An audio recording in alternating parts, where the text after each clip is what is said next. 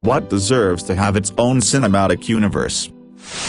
Kim Harrison's The Hollows book series. I would love to see these made into a television series or at least some movies based on the books. About 10 years or so ago the CW was considering turning these into a TV series, but it never came to fruition. They need to make epic cinematic universe surrounding all the epic folk rockers in the 60s 70s, Dylan, Beatles, Hendrix, Young, Clapton, Joni Mitchell, Gordon Lightfoot, the band. All these greats have amazing solo stories and also circle each other a lot and would make for a great set of movies with interconnected actors and whatnot. Discworld. There have been a few movie adaptations that were pretty decent. I've heard that the current Watch TV show is pretty bad though, that they changed too many things. There's going to be an animated movie of The Amazing Morris and I hope it's good, but I'm worried they'll take all the darker parts out and it will just be a straight-up comedy. This worry is based entirely on the art style of the poster and could be all for nothing. 2001 AD. The comic series that Judge Dredd came from. Dredd is fantastic, but he's just the tip of the iceberg. The whole setting is nuts. That perfect blend of goofy over-the-top satire presented with a completely straight face. That era of British sci-fi had such a wonderful trend of never winking at the audience. Stuff like Dredd and early Warhammer 40k was satire through and through, but it played it completely straight even though it was so goofy, which makes it 10 times funnier. It would have to be directed by Paul Verhoeven though, so they need to hurry up and get started before he gets too old. Barney, Teletubbies, Dragon Tales, Arthur, Caillou, the Berenstain Bears, Saga the Chinese Siamese cat, and Thomas and Friends. They have their origin stories and then the PBS sleek where they have to fight JJ the jet plane and his friends to bring back the heart of the universe, Mr. Rogers. Off the top of my head, multiple perspectives on the same wee battle has happened a couple times. Letters from Iwo Jima and Flags of Our Fathers, Dear Clint Eastwood, portray the Japanese and American sides of the Battle of Iwo Jima. Tora, showed both the Japanese and American sides of the bombing of Pearl Harbor, with each side's segments directed by someone from that country. There's one thing I don't wanna say because I wanna be the one to do it. Other than that I'd say Magic the Gathering. I used to read the free comics on the Wizards of the Coast website and they were incredibly entertaining. Edit. It took me 2 seconds of scrolling down to see the thing I was talking about, which is SCP. The best thing about SCP is that anyone can make an SCP movie or any type of SCP media completely legally. Well, they're making Foundation, so I guess you have your Asimovers there. The robot novels are in the same universe. We could do with more sci-fi classic verses, a lot of Alan Dean Foster's Commonwealth, That Gets You Prism, Icebreaker, Flanks and a bunch of others, or Peter F. Hamilton's Commonwealth Void Dreams series would be good. Pierce Brown's Red Rising series or like I call it mythological pantheon Game of Thrones in space. Ian M. Banks's Culture series. Some of the psychopath ship minds would make great cameos for some big names. J.J. Abrams' problem is that he creates mysteries with no solution, and writes himself into corners trying to think up the answers after the fact. This isn't a problem in an alternate universe where he can stop making Lost when he loses interest. I seem to recall he wanted to stop but because it was still popular the network insisted it continue. It is a problem where is given the reins of a franchise built on careful management of lore and continuity. This is tough. Where do we have 4 or 5 individual characters that could each support the solo movie with limited crossover and then have the group pulled together every 3 or 5 years? DC apparently can't make a movie to save its life. Star Wars bungled the torch pass just so badly it'll probably be 10 years before we see them attempt it again.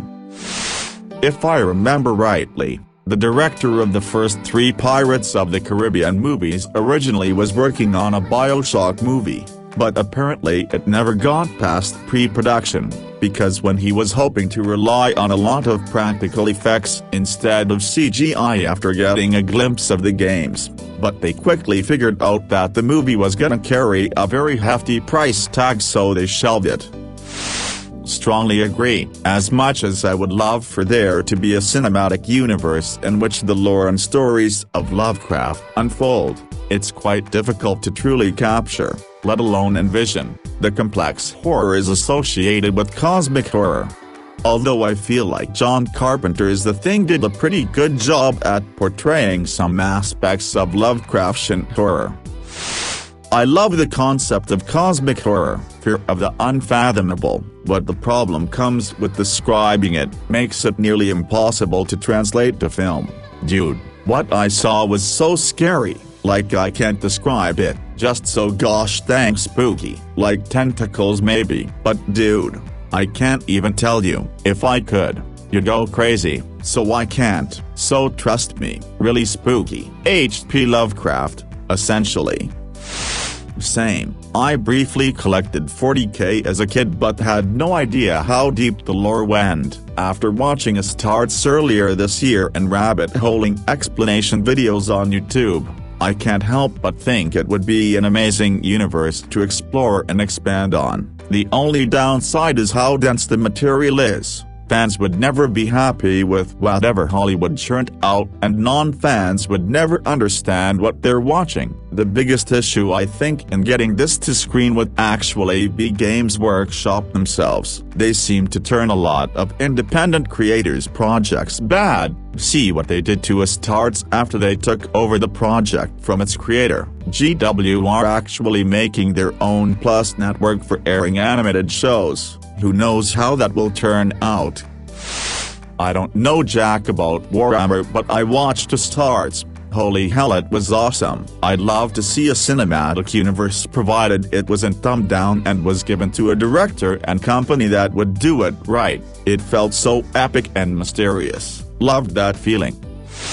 A massive collaborative project containing science-fictional written works describing the behaviors and containment procedures for anomalies, which vary greatly in nature, from typical creepypasta monsters a lost Lenderman, to cognito hazards which can inflict harm on people simply by knowing about them, perceiving them, to an infinitely sprawling inescapable IKEA. The flexibility in what an SCP can be has led to some incredibly creative and cool ideas. And while most SCPs are generally independent and can be read and enjoyed without needing a ton of backstory, there's just enough of an overarching background and connections between events and anomalies that you can get really hooked into the lore of the world if that's the kind of thing that you can get drawn in by. I've heard it described as humanity's most impressive collaborative work of fictional literature since the Bible. That's my choice as well. You start off with 4 movies, Mort, Ward Sisters, Guards, and Moving Pictures. If all goes well, you now have 3 main series running parallel, Death/Susan, The Witches, and The Watch, plus an extra spot for standalone stories. If all doesn't go well, at least you've done enough world building to continue 1 or 2 of those main series by themselves. Sliders. It's been 21 years since the show ended. The show started out with the technology to move randomly between dimensions, and by the end of the series the main characters had figured out how to slide at will, plus entire ships were able to travel across dimensions. The last episode ended with the hook for the upcoming final showdown in an interdimensional war. So now what? It's a post-war universe where people now are aware of the existence of other worlds. They could easily follow a core group of characters who have in-universe reasons for solo storylines. He's in another dimension, and can team up for big features or cameo in each other's films. There can be multiple stories spreading across several dimensions, all affecting each other simultaneously. Just have Rembrandt cameo in the first movie and continue from there. But then that is an Indiana Jones movie featuring a vampire. It isn't a Dracula movie, and the draw is these famous monsters, so they need to be characters in their own rights. I think it walks a fine line because the obvious line is outcasts becoming a family, which I think is just dull. I think it would work best as several being morally ambiguous with common enemies at times, but then you need motives that are sympathetic that don't ruin the characters by making them too soft. It has to be something diverse in its styles but consistent enough to feel like not just a spin-off. Comic books are perfect because you got so many types of characters and worlds, but something like Hobbs and Shaw just felt like more Fast and Furious with less characters. My pick is Universal should have actually stuck with the Dark Universe idea. I could have hit that sweet spot of diverse ideas that also make sense to cross over with each other. Sure, the new Mummy sucked, but if they stuck with it refined, it could have been a good series. They made a TV show that was supposed to be the Stephen King universe and they completely screwed it up. I was so excited for it, and it wasn't his stories, just a few things borrowed from a couple of his stories, and not much really happened. It was all atmosphere and no action. https://www.somanews.com/World of Warcraft 2 movie is finally here or not/. I'm unsure of how legitimate this source is, but supposedly there may be a Warcraft 2 for us yet. I have been following this since Warcraft came out because I loved it so much. I know that the director of the first one isn't interested in pursuing it. Something about a leak of information regarding the second one. I think maybe someone else will take up the mantle. I think a Warcraft movie directed by Peter Jackson might be pretty sweet. All they had to do was not fuck with boss and introduce a faction that does the same but has a different name. Thank you. Someone finally said it. Bethesda is like some demos action movie director when it comes to how they handled Fallout and, especially, the Brotherhood of Steel. Hey, these dudes have kick-ass looking power armor, laser guns and cool airplanes. Let's make them the good guys. There's xenophobic racist technophiles who only care about preserving technology so they can use it to destroy anyone who gets in the way of them gathering technology. They're pretty much the bad guys. Fuck it, power armor dudes.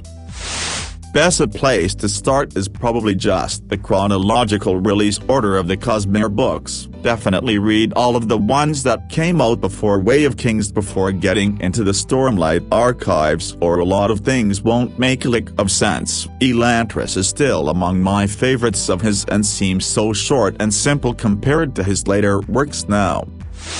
I would recommend starting with Mistborn. The first era starting with the Final Empire is a complete trilogy of epic books. The Stormlight Archive is his magnum opus, and is currently in the fourth book of the first of two 5-book arcs, so it's far from finished, which can be frustrating if you want some finality.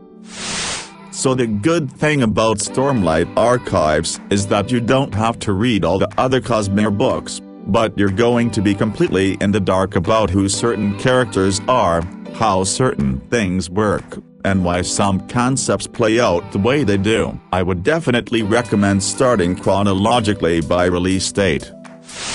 I just finished Mistborn: Well of Ascension, taking a break to reread another series, then I'm going to read Hero of Ages, after that take a break from Cosmere before starting the behemoth that is Stormlight Archive. And note, I'm listening to the audiobooks. Those are 40+ hour-long books. You can finish The Way of Kings, even the whole series, without reading any of the rest of the Cosmere, and you won't miss too much. I only read the first Mistborn trilogy before, and I really enjoyed the Stormlight books.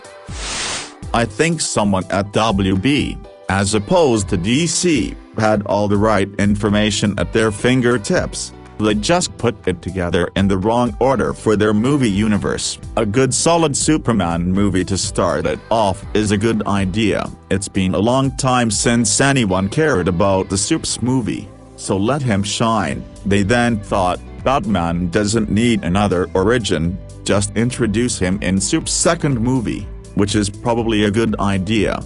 Unless you have both poorly set up Superman, making him a raging collateral damage uncaring machine with cheesy Jesus parallels that don't make sense and no motivation to help people, and decided your Batman is going to have an extensive dark and tortured backstory to justify them having a fight in their first meeting. Batman fighting Superman should be impactful because we already care about both characters and their dynamic. We know what makes this version of Batman tick. Same for Soups, we like them both and we want them to work it out, but instead their different perspectives drive them to fight for logical reasons, similar to Captain America Civil War. Instead we got convoluted schemes and coincidences and contrivances to make them fight and didn't give a damn when Superman died. In his second movie, some people said DC rushed to Justice League and should have done solo movies. But I think BVS is the real culprit. It tore down a house that didn't exist yet so people couldn't connect with the characters for Justice League. I could ramble on the subject for days, frankly.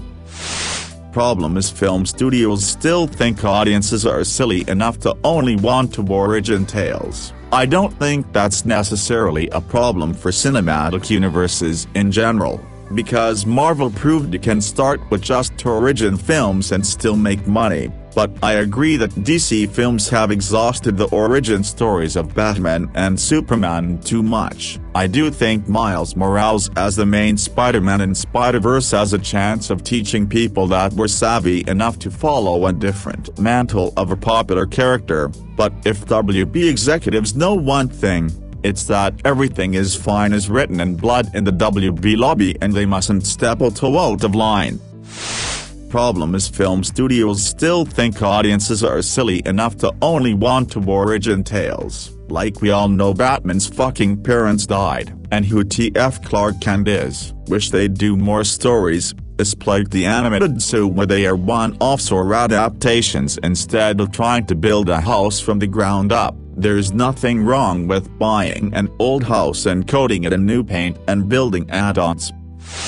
TBF, DC sort of tried this. Their first strategy was to do a 5-part Man of Steel series, sort of like a Nolan trilogy, but with more movies, because they believed the Avengers, 2012, was probably a one-off. When they saw Marvel was making bank with crossover stuff, DC thought we'll just try team-up movies with occasional solo films, like Suicide Squad, Justice League Dark, etc., and only rarely doing an Aquaman or Batman film. Then Suicide Squad did well commercially and no one liked it, so DC thought, okay, let's literally just do whatever solo movies we think will work.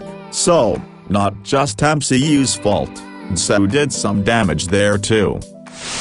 Even though one of my biggest criticisms of the MCU is how they've managed to make a lot of people believe the only way an interconnected media universe can work is through individual solo movies building up to a big event over the course of 5-6 years, a League of Extraordinary Gentlemen series in the MCU style would rock. Apologies to Alan Moore for bringing this idea up. I liked someone's thought of assuming they had been smart back then, was to have Brendan Fraser's Mummy series to have been the start of it and just keep him as the adventurer for each movie thereafter. That would have been fun. In a way I think it would actually be ruined. Some stuff is so clearly described, the camera in color of magic, and then there's stuff that is so intentionally abstract it would hurt for it to be shown. Even Pratchett's aversion to making maps. I was watching a short video on YouTube and I found out that the guy that created the show also created The Greatest American Hero. Man, that would have been an amazing crossover. Ralph needs to find the A-Team because they have an old work buddy of theirs, Thomas Magnum, that's in serious danger. Meanwhile, Thomas Magnum has been investigating an organization called Knight Industries. An old project of theirs named Goliath, this one responsible for a string of bank robberies. Little does he know that the evil Michael Knight has been using alien technology to soup up the Goliath truck, Edit: I found the video on YouTube, not an ATM. When I was kid, I just assumed all 80s action shows were in the same reality. They were all kinda filmed in Hollywood backlots and they all had the same look, so A-Team, Airwolf, Chips, Knight Rider, all existing in LA, and maybe we just never saw the interaction on screen, and somewhere across the ocean doing his own thing. Magnum Pie.